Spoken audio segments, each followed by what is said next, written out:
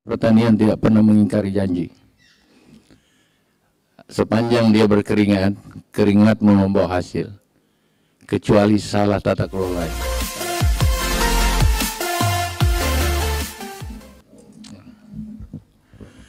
Bismillahirrahmanirrahim. Assalamualaikum warahmatullahi wabarakatuh. Selamat sore dan salam sejahtera untuk kita semua. Peserta webinar, baik fisikal maupun yang berada di media-media Zoom yang ada di seluruh Indonesia. Katanya lebih dari 1000. Selamat sore dan salam sehat untuk semuanya. Pak Dirjen dan seluruh Kepala Badan Litbang, pejabat eselon 1 Kementerian Pertanian dan pejabat eselon 2, para peneliti dan semua keluarga besar Litbang Pertanian yang sempat hadir, baik di fisikal maupun yang ada di daring yang ada. Yang saya hormati para narasumber, ada Pak Zahar Sewang, ini Duta Petani Milenia Pertanian. Jadi beliau salah satu tokoh pertanian yang kita angkat secara resmi dari sejumlah tokoh-tokoh pertanian. Kami memang mendorong hadirnya tokoh-tokoh yang baru, kemudian memang memiliki prospek, dan Kementan terus memberikan supporting system dari seluruh langkah-langkah Duta Petani Milenia kita. Ada di Horti, ada di kembang-kembang yang banyak itu, yang sudah mengeluarkan janda bolong ke seluruh dunia, ada juga seperti itu. Ada yang berkait dengan tanaman pangan, padi, jagung, porang, ada yang berkait dengan perkebunan, dan tentu peternakan. Para narasumber lain ada Insinyur Utama Kajdu dari Kadin Indonesia, selamat sore. Dan Bapak Ibu yang mungkin saya tidak bisa sebut satu persatu yang sama, saya muliakan. Ana wa syukran lillah wa la haula wa la quwata illa billah. Rabbi shalli sodri wa yassir li amri wahludatan min lisani yafqahu qawli jalal yasiran min ahli. Saya ingin mengatakan bahwa forum webinar kita hari ini atau diskusi dan dialog kita hari ini, baik secara fisikal maupun daring, adalah sesuatu yang sangat penting bagi kehidupan bangsa hari ini, dan tentu saja kehidupan bangsa yang harus kita jamin bisa lebih baik, bisa lebih sejahtera dibandingkan apa yang telah kita capai selama ini. Oleh karena itu kita memang harus bagian dari tanggung jawab masa depan bangsa ini melalui kehadiran kita pada semua kontribusi kita, semua sumbangsi kita untuk menghadirkan sesuatu yang baik, yang bisa berfungsi atau bisa memberi sumbangsi hadirnya upaya-upaya menghadirkan berbagai kehidupan yang makin sejahtera, khususnya di bidang pertanian. Oleh karena itu, saya yakin bahwa talkshow yang kita hari ini adalah bagian-bagian dari sebuah langkah untuk lebih mengintensifikasi kebersamaan kita menyongsong masa depan Indonesia yang lebih baik. Saya selalu katakan yang paling siap menghadirkan negara yang makin baik dan sejahtera adalah pertanian. Saya selalu katakan salah satu yang di depan mata kita untuk menghadirkan kehidupan rakyat, terbukanya lapangan kerja yang makin besar adalah pertanian. Kurang apa Allah memberikan sumber daya alam yang begitu besar, termasuk ruang-ruang untuk bertani. Ada dataran rendah, ada bukit-bukit, ada gunung-gunung, dengan macam-macam agroklimaks yang kita miliki di seluruh Indonesia. Dan ini pemberian Tuhan. Yang kedua, kita negara besar dengan 270 juta orang, membutuhkan kesiapan kita memberikan kemampuan-kemampuan untuk membukakan akses-akses ekonomi yang berdampak pada hadirnya kehidupan ekonomi yang makin baik dan makin sejahtera bagi. Bukan hanya itu, 270 orang itu pasti membutuhkan makan setiap saat. Kalau begitu, pertanian adalah jawaban di depan mata. Minimal untuk mengatakan tidak ada dari 270 juta orang. Ini nggak sedikit loh, 270 juta orang. Makanannya tersedia. Dari cara kita mengintervensi, cara kita melakukan sistem-sistem pertanian, bagi kehidupan mereka. Oleh karena itu talk show kita hari ini adalah bagian untuk mencari berbagai kemungkinan baru dari hadirnya komoditas baru, cara bertani yang baru, intervensi sains, riset dan teknologi baru untuk menghasilkan produktivitas yang lebih baik, kualitas yang lebih baik, sehingga pertanian kita tidak hanya nutrisi untuk kita makan, tapi nutrisi ekonomi bagi bangsa. Tidak hanya nutrisi bagi bangsa ini, tapi nutrisi dan varietas pertanian, jenis pertanian yang dibutuhkan oleh dunia. Ini yang kita akan cerita sama-sama hari ini dan ke depan. Saya kira peserta webinar yang sama saya hormati, saya ingin langsung masuk pada seperti apa sih strategi Kementerian Pertanian. Kementerian Pertanian sebenarnya membuat dua jenis komoditi pertanian baru dalam mainstream program, dalam program utama kita. Dan ujung dari mainstream program tambahan yang ada selain 12 komoditi atau 13 komoditi yang kita jaga, mulai dari beras, jagung, ayam, bla bla bla, itu ada 13 jenisnya, ya, supaya tidak langka makanan, tidak langka kebutuhan dan lain-lain, itu kita jaga memang. Walaupun diantaranya kita masih tertatih-tatih karena harus berhadapan dengan importasi yang ada, contohnya bawang putih. Karena bawang putih memang hidup dalam negara subtropis. Negara kita boleh hidup bawang putih, tapi karena kita di negara-negara tropis membutuhkan ketelitian, kecermatan yang lebih kuat. Aromanya lebih menyengat, lebih enak memang. Tetapi memang besarannya kita kalah dari dataran-dataran yang subtropis, daerah dingin. Nah, tetapi ini kan kita terus bekerja kan dengan teknologi, dan Litbang punya tugas terus melakukan persaingan. Tapi mereka juga butuh bawang merah kita kan. Nah, itulah bagian. Tapi ini dalam 11 atau 12, 13 komoditi yang masuk. Ada dari 3-5 cara bertindak tambahan. Perluasan lahan, CB1, CB2 adalah diversifikasi makanan. Tidak semua harus dengan beras. Kita kembali menghidupkan ubi di mana, pisang di mana, talas di mana, sagu di mana, dan banyak sekali jenisnya. Nah, kita terus hidupkan itu CB3 kita. CB3 kita adalah melakukan CB3 diversifikasi makanan. CB4 cara bertindak keempat yang tambahan itu adalah membuang lumbung-lumbung pangan, terutama pada daerah defisit. Jadi nanti jangan sampai terjadi musim kering tambahan tiba-tiba semua panik. Padahal dari awal kita sudah perkirakan kalau sudah banjir itu seperti sekarang, besok akan terjadi kekeringan, itu pengalaman. Kalau begitu daerah defisit sudah siapkan lumbungnya dari sekarang. Berapa besar penduduknya yang akan makan, minimal in out 20-30% yang harus dipikirkan. Dan ini dipikirkan oleh Kementan terus menerus menghadapi tantangan. Kau kira kecil tantangannya Kementan, pusing kepala juga nih. Harga naik, Mentan salah. Harga turun, Mentan salah, gitu. Dan ini maju kena, mundur kena, siapa suruh jadi pegawai Mentan, gitu. Peserta webinar dan Bapak Ibu sekalian, oleh karena itu Kementan nggak boleh sendiri, harus di challenge terus melalui talk show, harus terus. Dan apapun bentuknya, itu pesan untuk saya. Dan pesan itu bagi saya, jajaran saya, Litbang, ini pesan-pesan dan rekomendasi yang harus kita cermati.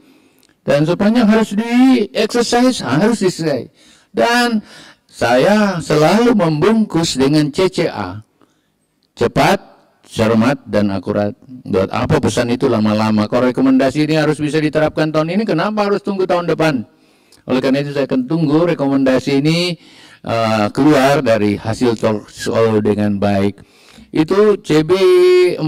CB4-nya adalah membangun smart farming atau pertanian modern melalui greenhouse, sungkup, mulsa, dan lain-lain sebagainya. Selain itu menggunakan tentu drone, yang bisa menggunakan drone, menggunakan mekanisasi, menggunakan dengan tata kelola atau berbagai artificial intelligence, Internet of Things. Ini akan segera masuk dengan anak-anak kita, terutama anak-anak milenial yang ada. Makanya Pak Sahar ini termasuk golongan yang milenial gitulah. Mentalnya juga milenial loh. Milenial itu diukur dari semangat dan kemampuan kerja. Biar umurnya masih 30 tahun tapi lebih banyak tidurnya dari kerjanya. Wah, ini juga menjadi persoalan. Berarti kurang nutrisi. Oleh karena itu, pertanian harus bisa menghitung juga seperti apa nutrisi yang terkandung di dalamnya. Kita tidak mau generasi besok generasi yang stunting, yang kurang nutrisinya. Kalau kurang nutrisinya, otaknya menjadi kecil. Kurang nutrisinya, tingginya kalah dengan anak-anak di luar negeri. Kalau gini, ini pekerjaan yang besar. Ini masuk porang. Karena porang salah satu, CB5-nya adalah melakukan eksportasi 3 kali lipat dari yang ada. Maafkan saya, ini kata data BPS, dalam 15 tahun untuk pertama kali Kementan atau pertanian, ekspor pertanian tembus di atas 15,4%. Kita berkontribusi 451 triliun, diantaranya porang kurang lebih 1,3 triliun lebih. Jadi kami udah ekspor. Dan sekarang luar biasa, di semua tempat kita bisa ekspor. Pak Sahar, saya terima kasih karena saya langsung lihat kebunnya. Memang pertanian itu cuma membutuhkan sedikit serius, sambil olahraga santai di lapangan, kayak Pak Sahar ini. Saya lihat seperti itu. Kalau Sabtu Minggu nggak dipakai jalan-jalan, tetapi jalan-jalannya di kebunnya. Nah, itu miliaran nanti di depannya. Jadi porang ini sudah 1,3 triliun. Tapi cukupkah 1,3? Tidak. Kenapa? Porang dibutuhkan oleh 13 negara, 11 atau 13 ya. Sekarang ini ada Cina, ada Myanmar, ada Jepang, ada Amerika juga udah minta, ada Eropa. Saya punya daftar di sini. Ada yang membutuhkan dari ini ada 16 negara Bapak yang udah pesan pada kita. Jadi ini ruangnya bagus.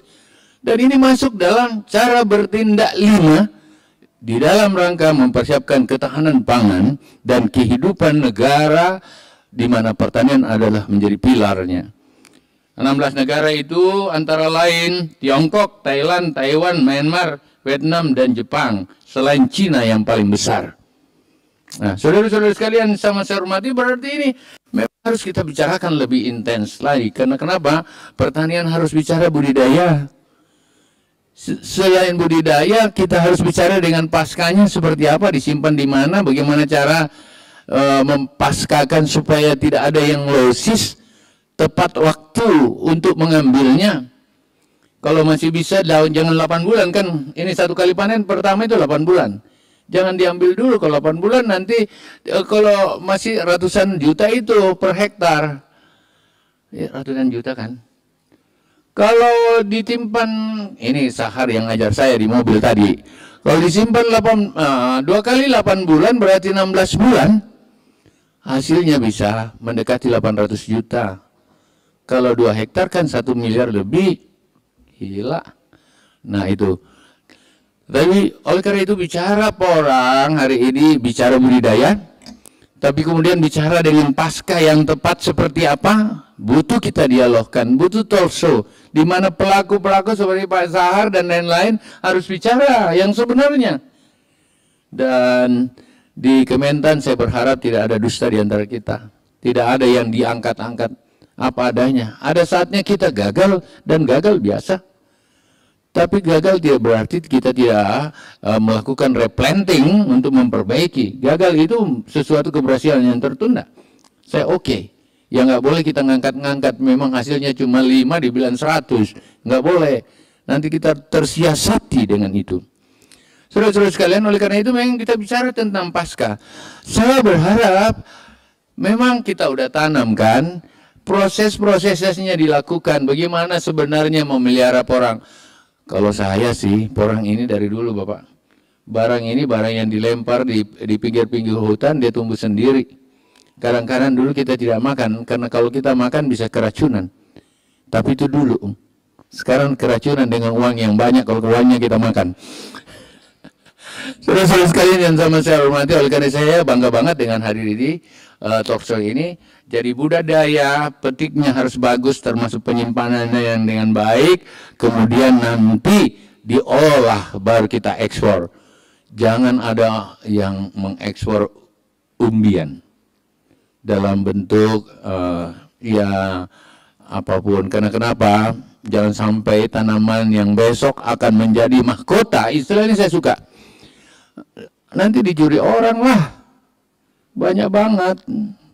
Akhirnya kita nanti yang beli kalau memang ini salah lagi. Oleh karena itu saya berharap Kementan dan jajaran yang ada di semua dinas di kabupaten ini dikembangkan secara strategis. Kita menuju kepada hadirnya minimal chips. Kita menuju kepada hadirnya tepung. Tadi Kaban Litbang udah katakan kalau chips harganya 60.000 kan, sampai 80.000.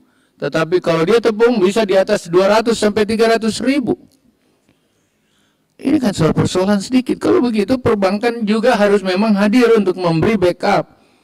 Dan memang kalau harus program pemerintah biasanya terbatas. Tapi pemerintah mengasistensi bersama para tokoh-tokoh seperti Pak Sahar. Sesudah itu kita dorong perbankan untuk menggunakannya, mengolahnya.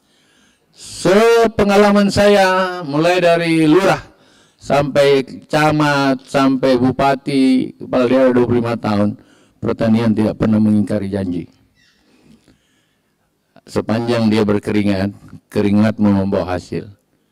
Kecuali salah tata kelolanya. Salah tata kelolanya, misalnya orang ditanam di tempat aspal, ya nggak tumbuh lah. Tanam di tanaman kuburan, ya pasti orang yang di kuburannya marah. Tapi kalau tanam di tempat yang tepat, diasistensi oleh jajaran Litbang untuk varietas yang baik, dan saya tahu persis kalau varietas pertama kita udah keluar Madiun 1. Nah, ini tentu tidak cukup itu. Kita mau lebih kuat. 1 hektar biasanya bisa sampai 1-2 ton karena satu porang itu bisa 1 kilo. Saya pernah lihat di tempat Sahar itu 5,7 ton, 5,7 kilo per 1. Nah kalau 1 hektar itu kurang lebih 20.000 ya? Ya 10.000, 20.000. Ya 10.000 aja kali 5 ya berarti 5 ton per hektar. Kalau 50 ton. Kalau 20.000 yang kita tanam dalam 1 hektar berarti hasilnya 20.000 ton. 100 ton. Aku ngitungnya aja sudah susah gitu. 100 ton kali dia umbian 8.000. 100 ton. Bayangin tuh, Bah. Kau cocok lah jadi presenter di sini terus-terus. Karena orang itu secantik kamu tahu. Artinya itu menarik, cuman jangan lupa itu bagian dari CB. CB pertama, CB 1 sampai CB 5 di kita. Yang utama itu makanan rakyat, padi, jagung dan lain-lain, diversifikasi yang lain. Dan itu tetap utama bagi Kementan. Ini menjadi yang kedua, sekarang burung walet. Jadi talk show berikutnya adalah burung walet, Bapak. Sama, menghasilkan ratusan miliar. Bayangkan kalau burung walet per kilonya di luar 44 juta. 40 juta ya. Gila. Oke, itu semua karunia Allah yang kita harus jamah hari ini. Bapak dari sekalian, selain itu ingin saya katakan, orang memang ini untuk anti-aging. Yang nggak mau tua seperti saya harus minum tuh. Kalau gitu jangan kirim semua keluar, kita harus hilirisasi nih. Ya Pak, ini Andy dan yang peneliti di sini, gimana tuh? Dia bisa menjadi kosmetik, ya, termasuk lipstick. Jadi kita mau cantik-cantik nggak? Pakai porang. Selain itu memang untuk nutrisi, yang paling tinggi nutrisinya. Jadi untuk dimakan oke, untuk kosmetik oke, dan yang lain adalah gulma apalah itu istilahnya mereka ini, glukosa atau apa, gulkomanan itu bisa untuk medical. Jadi untuk farmasi, untuk kebutuhan medical, untuk kemudian konsumsi, untuk kebutuhan. Nah, saudara-saudara sekalian, oleh karena itu industri-industri chipsnya saya kira yang sudah berkembang, Pak Sahar, kita harus didata oleh Dirjen Teknis, Pak Dirjen yang ada, ya, dan hilirisasinya dibuat, termasuk industri-industri perkuat, sehingga ekspornya juga sudah makin banyak sekarang. Dan biasanya bagi orang Indonesia, bagi kita, itu yang harus didorong. Bapak dari sekalian yang saya hormati, saya kira itulah, tentu saja masalah teknis akan banyak disampaikan oleh pelaku-pelaku yang ada, termasuk Duta Milenia Porang kita yang hadir. Dan di webinar saya tinggal ingin menunggu hasil rekomendasi talk show ini, dan saya kira ini akan bermakna bagi bangsa. Salah satu yang minta sekali oleh Bapak Presiden, konsentrasi di bidang pertanian. Salah satu yang terus Presiden pikirkan adalah pertanian yang terus melakukan produktivitas untuk menjamin ketahanan rakyat, ketahanan pangan, tapi tidak saja itu, melakukan eksportasi yang makin kuat, agar pertanian yang dibutuhkan oleh negara lain mampu kita siapkan lebih baik di masa yang akan datang. Dan itu menjadi tugas kita bersama. Pasti saja kementerian tidak boleh sendiri, membutuhkan semua stakeholder, semua pihak untuk hand to hand, tangannya saling bersentuhan, mempersiapkan ini, termasuk para gubernur, para bupati yang ada. Demikianlah yang dapat saya sampaikan dengan mengucapkan Bismillahirrahmanirrahim. Talk show kita hari ini dalam rangkaian pengembangan Porang sebagai salah satu komoditas andalan dan mahkota baru bagi kehidupan pertanian di Indonesia, secara resmi kita buka dengan ucapan Bismillahirrahmanirrahim. Ridha Allah bersama kita. Sekian, Assalamualaikum warahmatullahi wabarakatuh.